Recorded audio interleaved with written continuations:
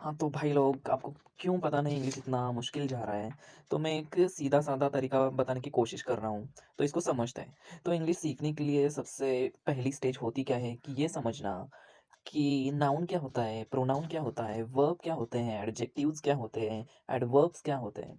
कुल मिलाकर ना इसको कहा जाता है वर्ड ऑफ क्लासेस या फिर स्पीच ईज़ी में कहा जाता है। बस इसका नाम सुनकर आपको ठंडा नहीं पड़ना है। दिमाग की बत्ती जलानी है कि इसमें आता है noun, pronoun, adjectives, conjunction etcetera वो बताया जाएगा। उसका टेंशन आप लोग नहीं लेना है। मैं आपका दोस्त हूँ, तो मैं आपको टीचर की तरह नहीं सिखाऊँगा, दोस्त की तरह सिखाऊँगा एकदम बिंदास में।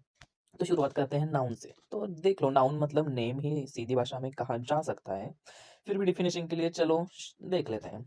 A noun is a name of person, place, thing, animal और आइडिया। तो डेफिनिशन से ही पता चल जा रहा है कि नाउन उसे कहते हैं जो किसी का नाम है, किसी एनिमल का, किसी आइडिया का, किसी चीज़ का।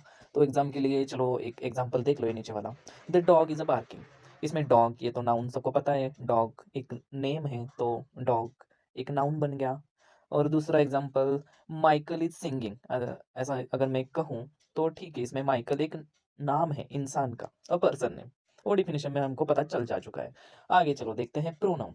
प्रोनाउन की डेफिनिशन चलो ठीक है, देख ही लेते हैं। दिमाग की बत्ती जलाओ। प्रोनाउन मतलब a pronoun in a pronoun replaces noun to avoid repetition.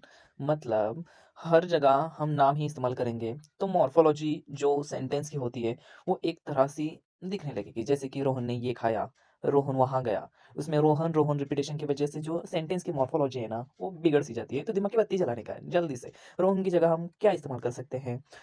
वो, ये, इसने, उसने, इसे इसको सब प्रोनाउन कहा जाता है। तो इंग्लिश में चलो अंग्रेज़ी भाषा में तुमको समझाता हूँ कि I, you, he, she, they example में दिया गया है, इसको प्रोनाउन कहा जाता है। ये रिप्लेस करते हैं नाउन को। इतना ईज़ी होता है भाई लोग और आप लोग को क्यों पता नहीं इंग्लिश इतनी डिफ़िकल्ट मानते हो ना आप लोग, आगे-आगे सब क्लियर हो जाएगा।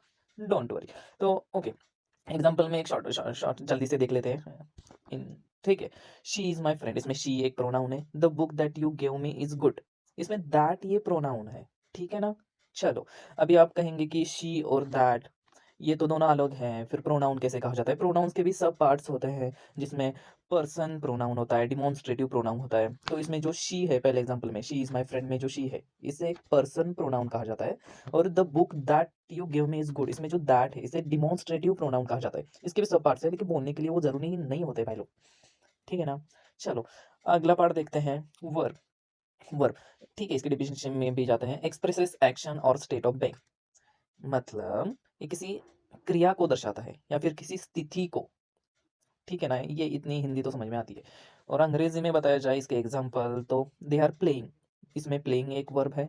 और ही बिकेम अ डॉक्टर इसमें बिकेम एक वर्ब है, ठीक है ना? तो शायद मैंने दे आर प्लेइंग में प्रोवर्ब कहा, वो प्रोवर्ब नहीं है, वर्ब ही है। वो बोलने की तरीके को समझ जाओ।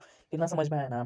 तो आगे एक एक्सरसाइज़ दी हुई है, इसमें से कमेंट करके बताना है, दिमाग की बत्ती जलाना है, जितना समझ में आया। मैं आपका दोस्त हूँ, तो इसमें बताना है मुझको आपको कितना समझ में आया या नहीं। मैं एक एक्सरसाइज़ के लिए एक सेंटेंस दे रहा हूँ दोस्तों, तो उसे कर लो, दिमाग की बत्ती जला लो, समोसे खा लो और सो जाओ।